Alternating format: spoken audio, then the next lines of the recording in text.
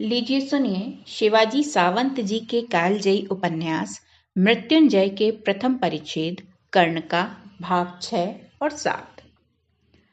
हमारी पर्णकुटी में पिताजी के लाए हुए अनेक प्रकार के और अनेक आकारों के धनुष थे। पता नहीं क्यों, लेकिन जब मैंने पहली पहली बार उनमें से एक धनुष देखा था और उसके प्रति मुझको जो आकर्षण लगा था वह अद्भुत था। उसकी कपोत की ग्रीवा की तरह मुड़ी हुई कमान और नख मात्र से छेड़ देने पर ही टंकार करने वाली प्रत्यंचा मुझको बहुत अच्छी लगी थी। पिताजी के हाथ से मैंने वह लगभग छीन ही लिया था। हाथ में उसको नचाता हुआ उछलता कूदता मैं तुरंत ही आंगन में घोड़े की पूंछ से क्रीड़ा करते हुए शोण के पास आया।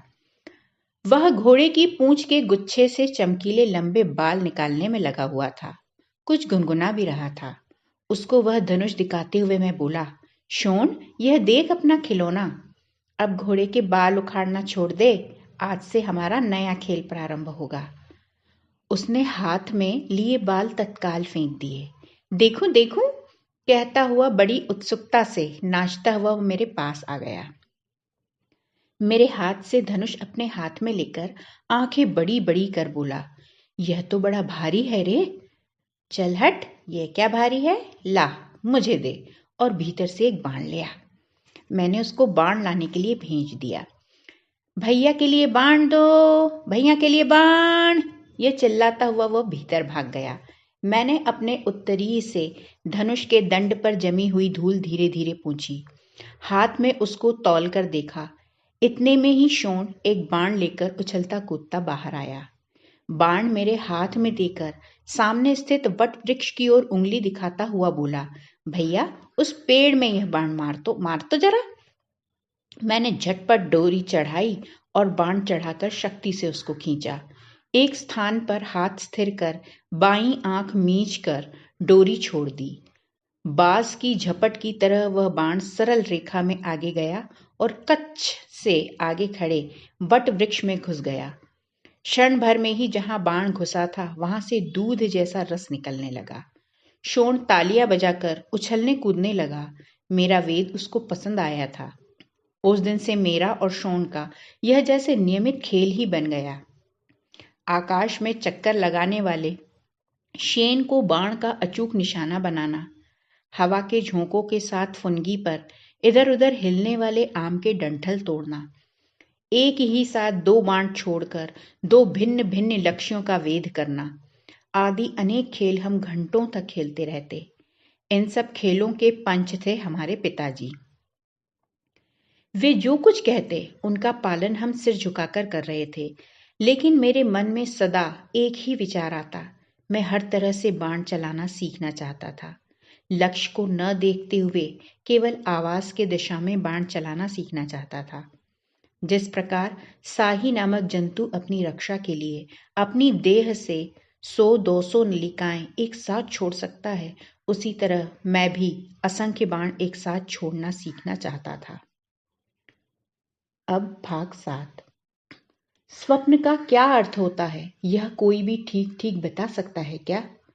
मुझको तो वे अतृप्त मन की इच्छा पूरी करने वाले कल्प वृक्ष की तरह लगते हैं, क्योंकि उस रात मेरे स्वप्न में अनेक धनुषों ने क्रीड़ा की थी। फूलों से सजे हुए घुमावदार आकार वाले परुष किंतु लचीली डंडी के बहुत से धनुषों को मैं एक एक कर हाथ में ले रहा था। जो भी वस्तु दिखाई पड़ जाती थी उसी पर मैं एक के बाद एक अचूक बाण फेंक रहा था। अपने लक्ष्य वेध पर स्वयं ही प्रसन्न होकर आनंद से तालियां बजाता हुआ मैं जग पड़ा था। एक दिन प्रातःकाल मैं और शोण नगर के अरण्य में रथ में लगने वाली कीकर वृक्ष की कठिन और टिकाऊ लकड़ी लेने गए थे। शोण तो उस दिन बहुत ही आनंदित था। अरण्य में घूमने का अवसर मिलना उसकी दृष्टि में बड़े ही भाग्य की बात थी। वहां अनेक पक्षियों की भिन्न भिन्न प्रकार की मंजुल आवाजें, वृक्षों की डालों की आपस में रगड़ने से होने वाली करकर, झरनों की मधुर कलकल, भीमकाय वृक्षों का अवलंब लेकर ऊपर चढ़ने वाली लताओं की अविरत सरसर, इन सब बातों के प्रति उसका अद्भुत आकर्षण था। उनका वर्णन वह बिना थके घंटों तक करता रहता, लेकिन मुझको अरण्य में जाना उतना अच्छा नहीं लगता, क्योंकि वहां सूर्यदेव की झलक तक दिखाई नहीं देती और तब मेरा मन अकारण ही क्षुब्ध हो जाता। अकारण ही वहां घुटन सी प्रतीत होने लगती। शीघ्रातिशीघ्र मैं वहां से बाहर निकलने का प्रयत्न करता। जब खुले पठार पर आ जाता तभी मेरा मन कुछ हल्कापन अनुभव करता। भगवान आदित्य के दर्शन कर लेने पर तो मेरी सारी श्रांति न जाने कहाँ चली जाती। उस दिन कीकर की लकड़ी लेकर हम नियमानुसार लौट आए। अरण्य से शीघ्र बाहर निकलने के लिए मैं जल्दी जल्दी पैर रखने लगा। शोण मेरे पीछे पीछे बाहर आ रहा था।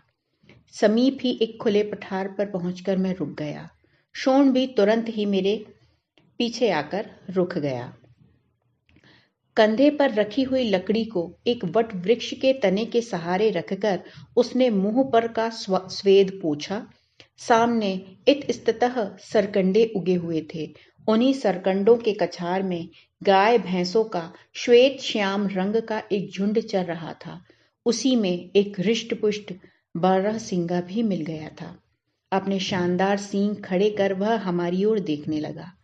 प्रश्न पूछने के लिए शोण को इतना कारण पर्याप्त था।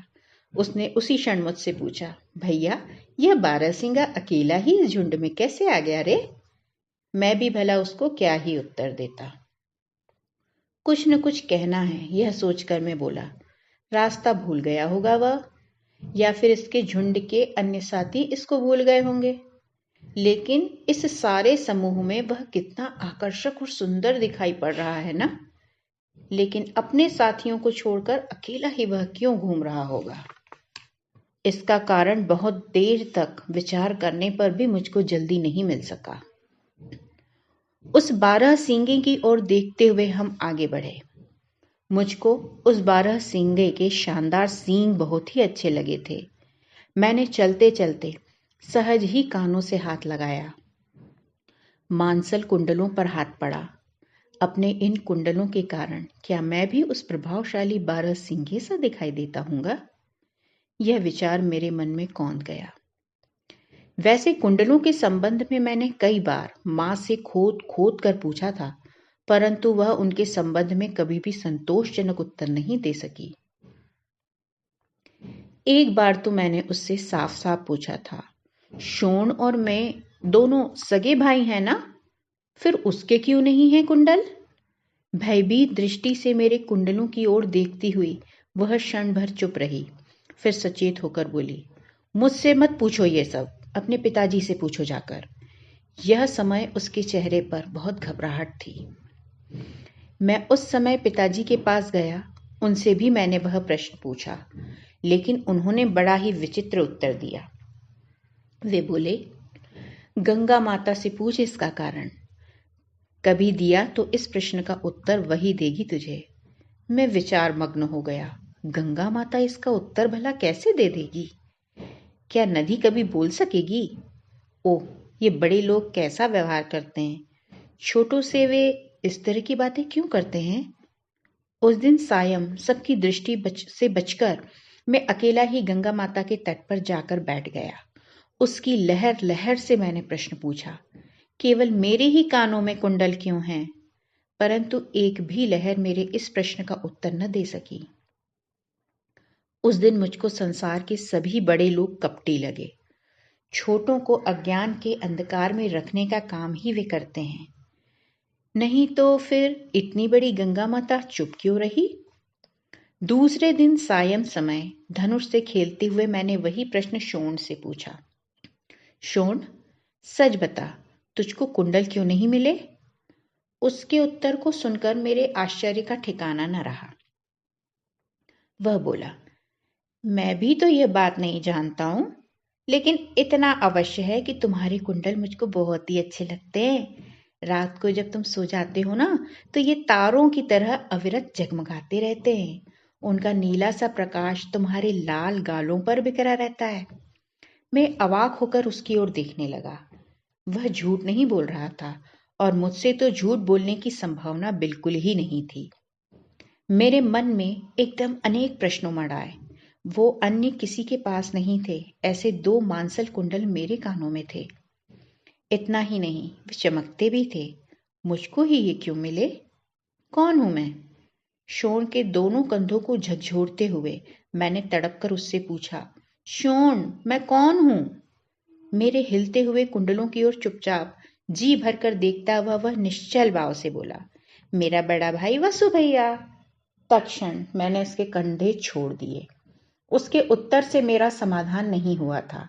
मैंने सामने देखा, सूर्य नारायण अपनी असंख्य तूलिकाओं से गगन मंडल को नानाविध रंगों से रंगते हुए अदृश्य हो रहे थे और मेरे मन में कुंडलों का कौतूहल घनीभूत हो रहा था।